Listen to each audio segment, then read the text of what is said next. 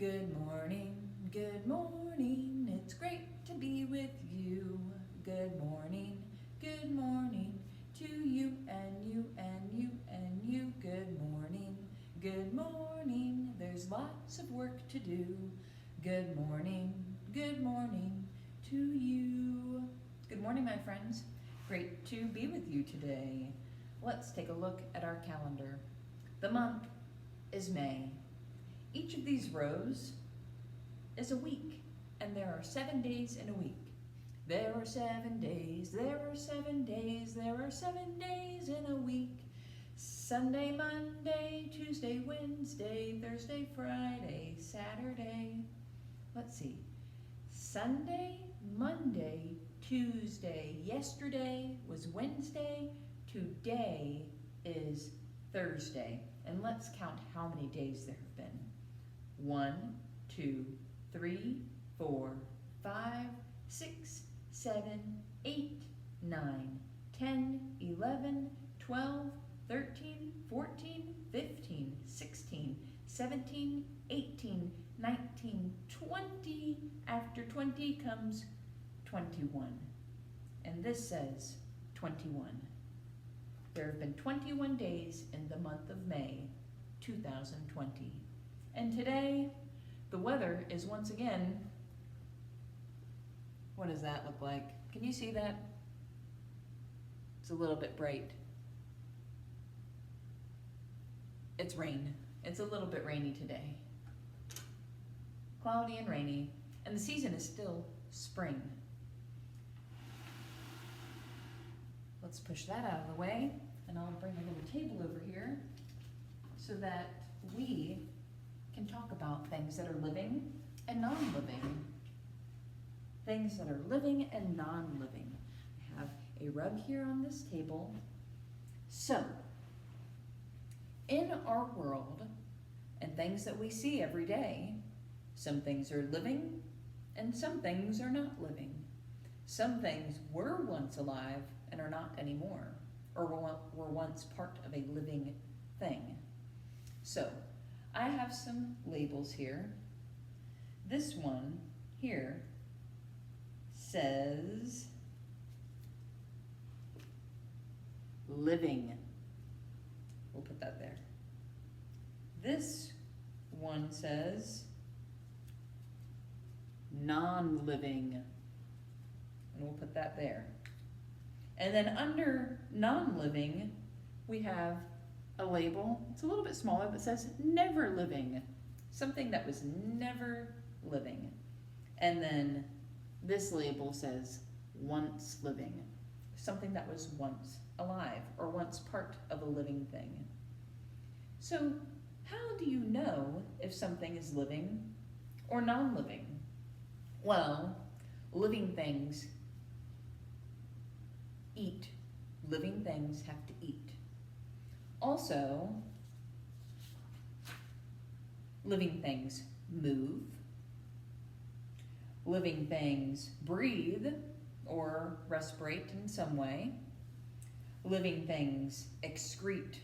That means they poop or pee or release some sort of waste from their bodies. Living things grow. Living things react to light sometimes or other stimulus. And living things reproduce.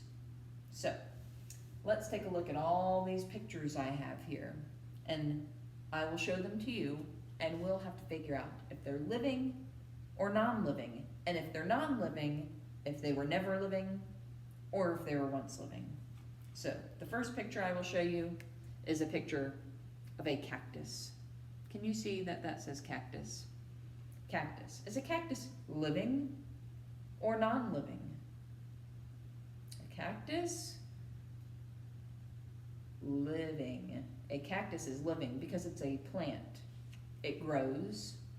It needs water sometimes to live. What about a monkey? A monkey is living.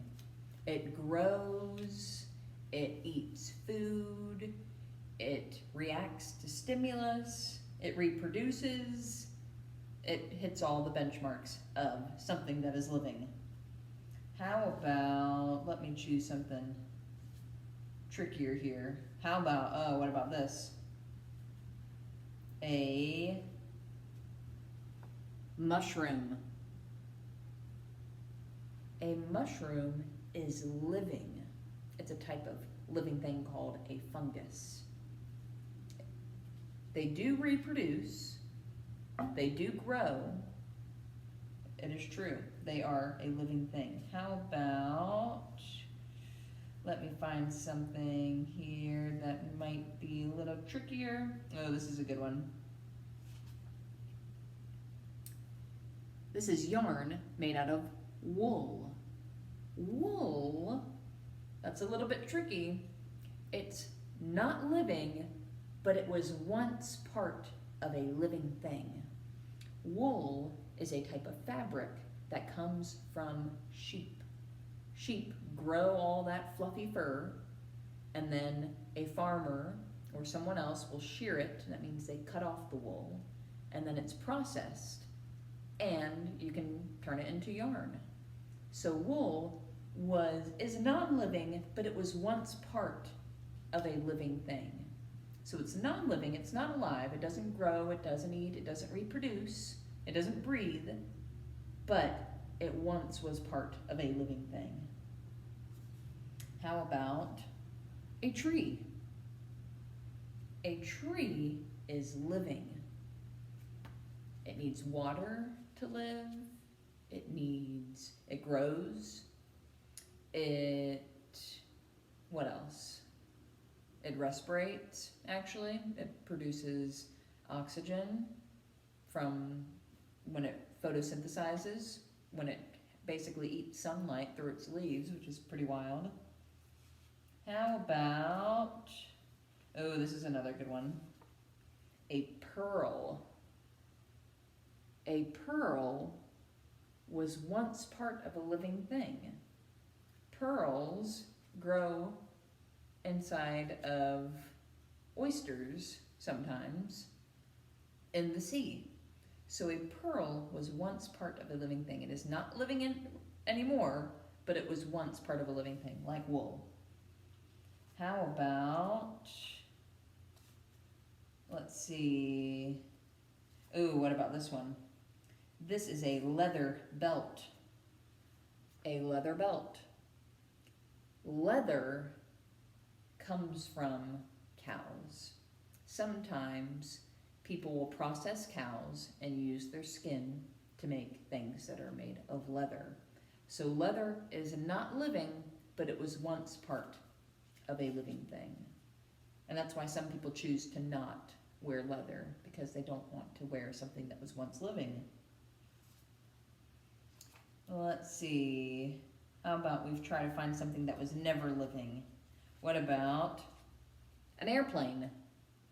An airplane is non-living. It was never alive. It does move, but it moves because it's powered by gasoline, not because it eats food. It's something that was built. So an airplane was never living. How about, let's find something else. Oh, how about this? Fire. Fire can grow. It needs oxygen, actually, to grow. But does it eat food? No. It can reproduce by growing bigger and spreading. But fire is not living. And it was never living. Let's see if I can find one more for non-living. Let's see if I can do it. Oh, I don't know if I have any other cards of things that are non-living.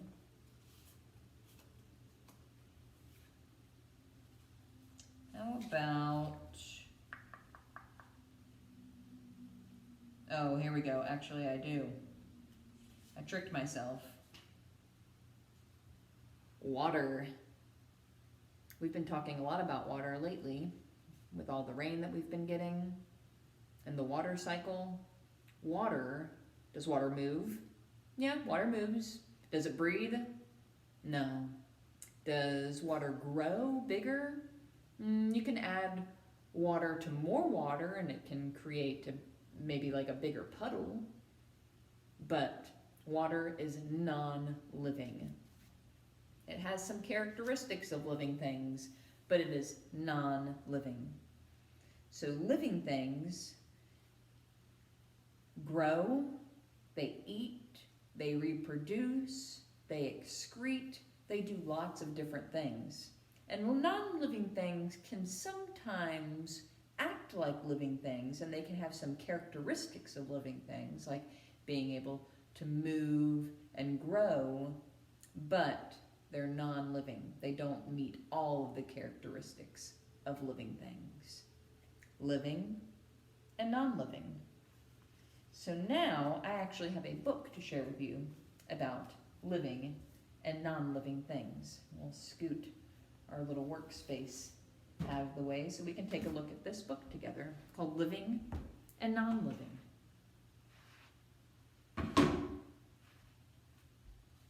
A comparison book. Living things and non-living things. A compare and contrast book. Everywhere you go, you will see living things.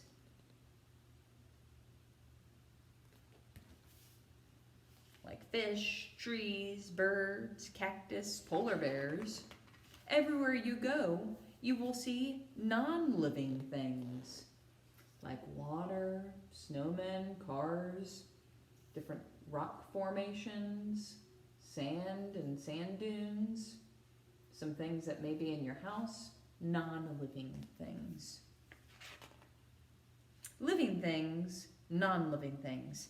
How are they different from each other? These are living things, these are non-living things. How are they different from each other?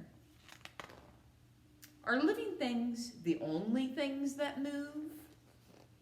We know monkeys move, dogs move, whales move, schools of fish, cheetah. What do we have down here? Ants. They all move. Are living things the only thing that move? Not necessarily. Some non-living things move, while some living things cannot. So storms can move, water can move, trains can move, but some living things can't move, like mushrooms and different fungus, coral, trees.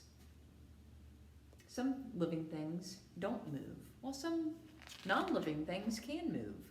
Are living things the only things that grow and change? Oh, we know about this, the life cycle of a frog, the life cycle of a butterfly, plants that grow, birds that hatch from an egg and grow into an adult bird.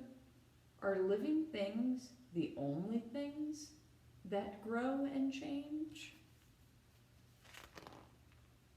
All living things do grow and change, but some non-living things grow and change too.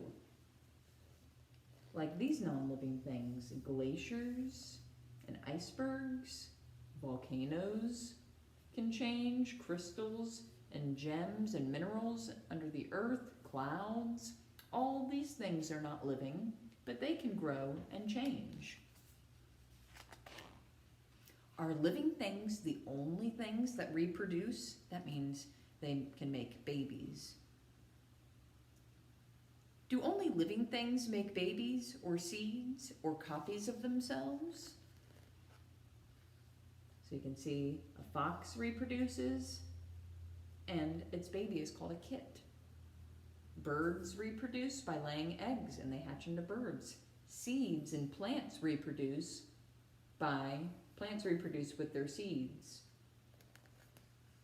And you can see these cells can also reproduce.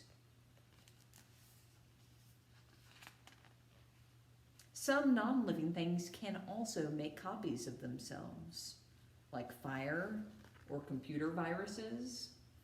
So some non-living things can make copies of themselves. And though almost all living things can reduce, some living things like mules and male ligers cannot. So mules and this type of big cat, which is a cross between a lion and a tiger, so it's called a liger, they cannot reproduce. But some non-living things can reproduce or make copies of themselves and grow. Are living things the only things that need food, that need water, and breathe oxygen? Are living things the only things that need food? Like this bearded dragon, oh, it looks like it's going after this cricket. Or this bison or plant. Are they the only things that need food and breathe? All living things do need energy, nutrients, and water to exist. Many of them also need to breathe oxygen to exist. But this non-living thing also needs food and oxygen to exist, like fire. Fire has to burn on something like wood, and it needs oxygen. This non-living thing cannot exist without always getting water from its environment. So this river would not exist if it did not get water. And some living things, like these microbes, these tiny, tiny microbes, are poisoned by oxygen. They breathe other things like sulfur and even iron.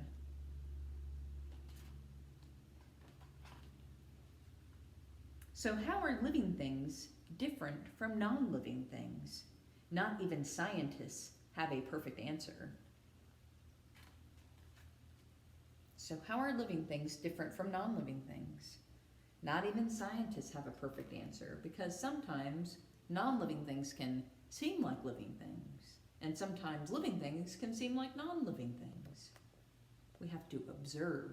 That means watch with our eyes, listen with our ears, maybe even feel with our skin, to really know if something's living or non-living. But if something does all these things, then it is probably a living thing. So let's see, what are the different things that something has to do in order to be living? It has to breathe, drink water, take energy and nutrients from its environment, reproduce, and grow and change. Those are all things something needs to do in order to be living. The end. Living and non-living. And while we're talking about living things, let's remember our poem of Hurt No Living Thing. And I have some pictures to go along with it. Hurt No Living Thing by Christina Rossetti. Hurt no living thing, ladybug, nor butterfly, nor moth with dusty wing, nor cricket chirping cheerily, nor grasshopper so light of leap, nor dancing gnat, nor beetle fat, nor harmless worms that creep. This worm was so big it got cut off the page. Hurt no living thing, because all living things deserve to live. No matter if we're scared of them or if they're big or small, all living things deserve to live. And with that, let's offer our peace to all my friends who are living things. I offer you peace. I offer you friendship. I offer you love. I hear your needs. I see your beauty. I care about your feelings. We are not alone. Let's work together. Goodbye, my friends. Till next time.